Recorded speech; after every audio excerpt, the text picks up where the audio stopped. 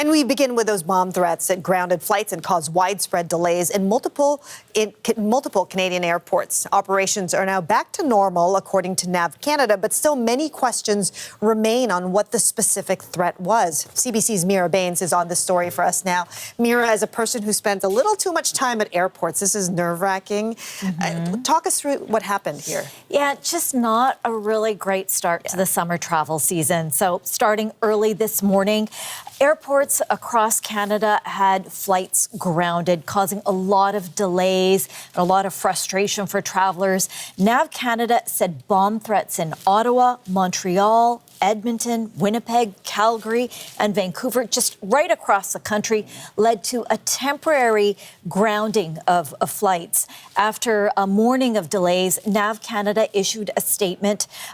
It said, following this morning's security threat at multiple Nav Canada sites, all operations have now returned to normal. Travelers are encouraged to check directly with their airlines for the latest updates, as delays may still occur. And the agency did say that they would not be disclosing the specific nature of the threat, but will be cooperating with authorities. And a lot of people across the country were caught up with these delays. And this is what they said. They said expect delays, and then my flight was canceled, and that's it. Okay. Then another person in the Tim Hortons line told me it's on red alert, whatever that means. And we get down through security, everything's fine until we look to find our gate, and we see that the hallway to our gate's blocked off. So at that point, we looked at the screens, and it showed that our flight to Vancouver was canceled. There wasn't really anything to be scared about. There was no security running around. They just had it cordoned off. I would have thought, looking at it, that it was in a medical emergency. Like maybe someone was having a stroke or a heart attack, and they were just keeping people clear. They just kept saying security threat. We found out from the news that there was someone called in a bomb threat or something. I'm not claiming that I know what that happened, but yeah, it's kind of scary, but whatever. And last time I checked the YVR website, flights departing from Vancouver were 83% on time. Yeah, I mean, you can tell from all the whatevers that travelers are pretty resigned to this type of frustration, but this is a serious matter. Tell us about the police investigation. So police are looking into this threat. There are a lot of questions.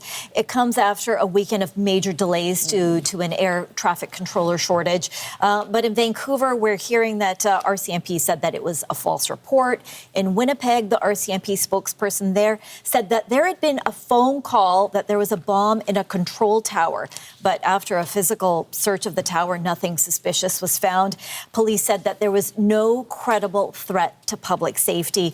And an Air Canada spokesperson basically said that there was minimal impact on their flights. All right, Mira Baines, thank you so much. Threats made to multiple air traffic control centers across Canada have left many with questions. My next guest has dealt with 2 bomb threats in his career in aviation safety. Jeffrey Price is an aviation security specialist, and he also served as an expert with witnesses on the 9/11 case. And he joins me now from Denver. Thank you so much for doing this, Jeff. Thank you for having me. So, I mean, let's start with this. When a bomb threat is made, what does the investigation look like? There's a specific protocol that's followed whenever a bomb threat is made.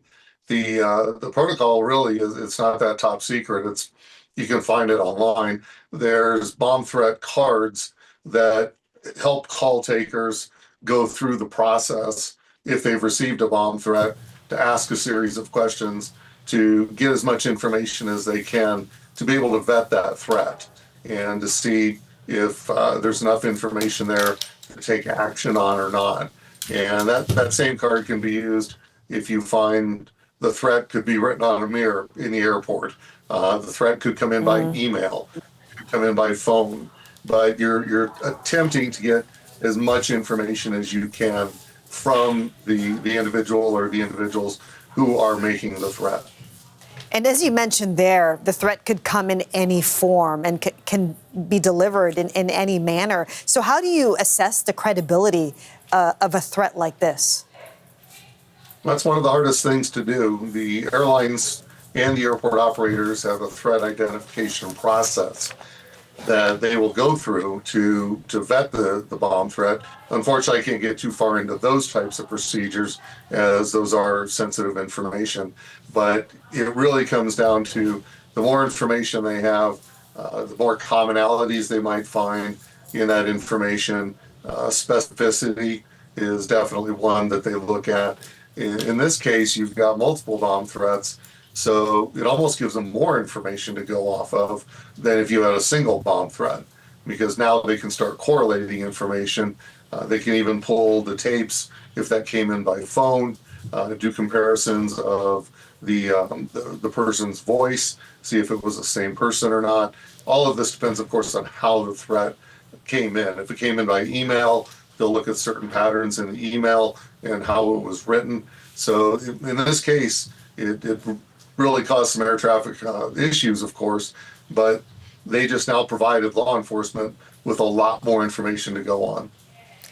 And Jeff, I think what's especially concerning about this specific case is that the threats were made across the country, multiple air traffic control centers. Why do you think that is? I think from the perspective of somebody who wants to disrupt the aviation infrastructure, they knew a very vulnerable point to do that. You call in a threat against an aircraft, everyone focuses on the aircraft. Maybe that flight gets delayed or canceled. You call it in on an airport, then you affected one facility.